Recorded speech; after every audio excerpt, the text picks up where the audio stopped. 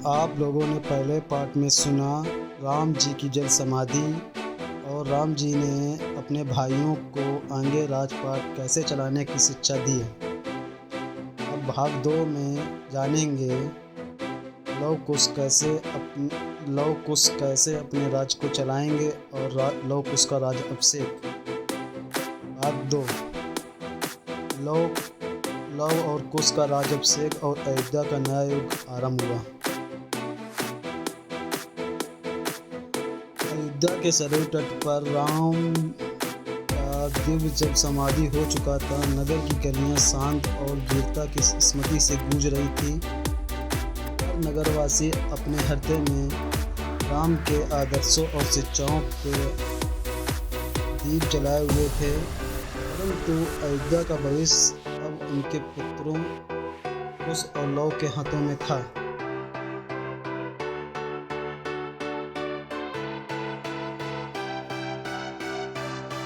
कुश और लव जी ने उनके पिता के गुप्त रूप से किष्किंधा और अन्य पवित्र स्थलों पर धर्म, शस्त्रता और नीति से शिक्षित किया था। अब अपने समय अनुसार उत्तराधिकारी बनने वाले थे।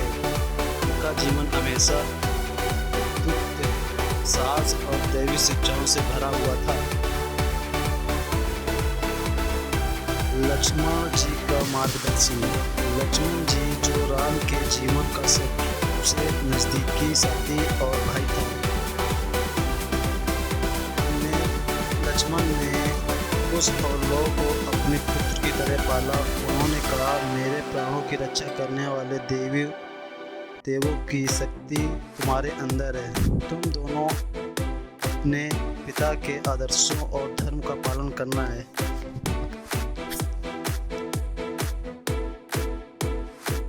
अयोध्या तुम्हारी प्रतीक्षा कर रही है। कुश और लव ने प्रण लिया कि वे अपने पिता के मार्ग पर चलने ना तो अयोध्या को विभाजित होने देंगे और ना ही अन्याय को सहन करेंगे।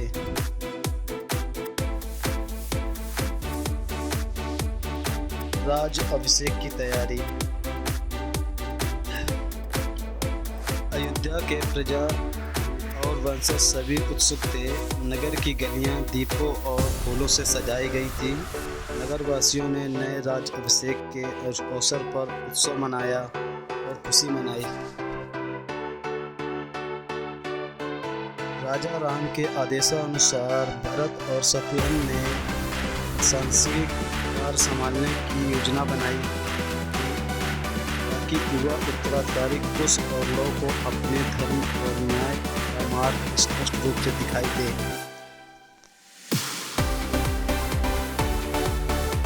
राज अभिषेक के दिन नगर के सभी बड़े बुजुर्ग मंत्री और सैनिक उपस्थित थे। कुश और लव ने अपने हाथों में शस्त्र और धर्म ग्रंथ लिए। उनके मुख से निकली वाणी से धृष्टता और निष्ठा झलक रही थी। लक्ष्मण जी ने कहा, यह शपथ केवल शासन का नहीं बल्कि धर्म और न्याय का भी शपथ है। इस नगर के प्रत्येक नागरिक की सुरक्षा और कल्याण अब तुम्हारे हाथों में है। इस तरह लक्ष्मण जी ने कुश को बोला। कुश और लव ने हाथ जोड़कर उत्तर दिया, हम अपने पिता के आदर्शों को धारण करके अयोध्या को स्वर्णिम बनाएंगे। हम अन्याय, अत्याचार और अधर्म को कभी भी नहीं सहेंगे और प्रजा का पालन करेंगे। अयोध्या का नया युग प्रारंभ हुआ। राजाभिषेक के बाद कुश और लव ने नगर में प्रशासन की नई व्यवस्थाएं लागू की। उन्होंने धर्म, शिक्षा और न्याय पर विशेष ध्यान दिया, जिसमें धर्म की स्थापना, मंदिरों और पवित्र स्थलों का पुनर्निर्माण किया। न्याय का मार्ग, प्रत्येक नगरवासी के लिए न्यायिक व्यवस्था बनाई। सैनिक और सुरक्षा, नगर की सुरक्षा के लिए प्रशिक्षित सेना को तैयार किया। कुश और लव ने यह भी सुनिश्चित किया कि अयोध्या के सभी राज्यों और पड़ोसी नगरों के साथ मित्रता और सहयोग बनी रहे। उन्होंने अपनी वीरता और नीति से सभी को सम्मान दिया।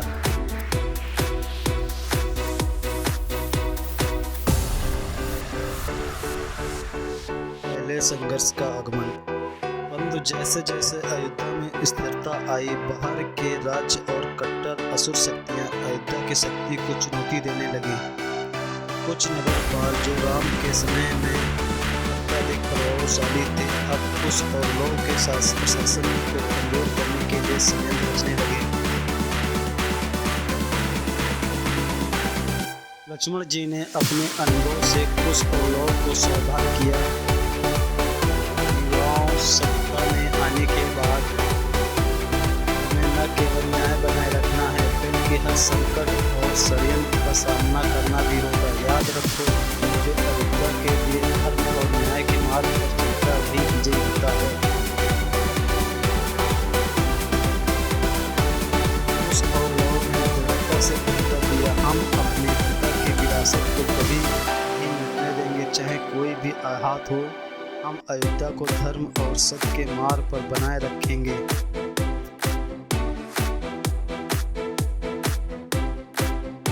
लौ और कुश के लिए वीरता की पहली परीक्षा थी। अयोध्या की पहली परीक्षा उस समय आई जब पड़ोसी राज्य से एक सेना अयोध्या पर आक्रमण करने की योजना बनाई।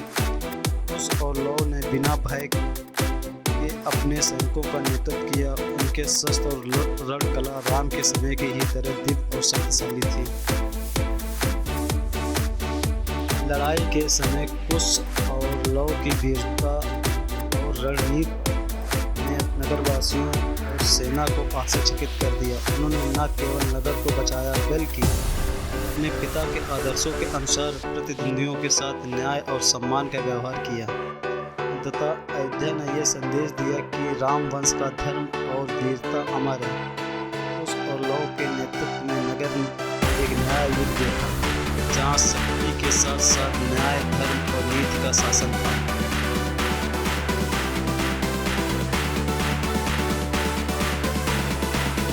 भाग 2 का सारांश संक्षेप में। नंबर 1, कुश और लौ ने लक्ष्मण जी के मार्गदर्शन अयोध्या का राजक से किया। नंबर 2, अयोध्या में धर्म, न्याय और नीति का नया युग प्रारंभ हुआ। पहली आक्रमण और अपने षड्यंत्रों का सामना किया। बचा कुश और लौ ने अपने पिता की विरासत को अमर बनाए रखा।